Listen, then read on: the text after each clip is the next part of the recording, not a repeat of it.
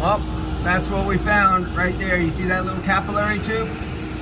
That is for your head pressure control, and that was right there, and it was sitting, vibrating right there. Oh, it's about to put a divot. Look, it's about to make a leak right there.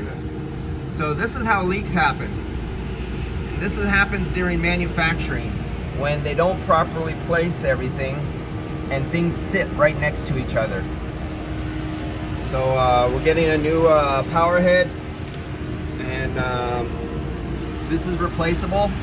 That unscrews from there, and we'll put a new power head on, new sensing bulb. So this sensing bulb is supposed to have gas in it, and it lost all its gas charge, so it cannot control the expansion valve. That's why we seen the freezing. Didn't quite explain why this connector was broken and opened and burnt.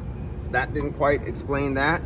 But it does explain why I had probably a hydrostatic locked. There was liquid coming back to the compressor the first time I plugged it in, probably because when it was running, there was so much liquid from freezing up that it's made its way back. Hydrostatic lock, it was humming, and I instantly disconnected, and you didn't get to see that in the last video.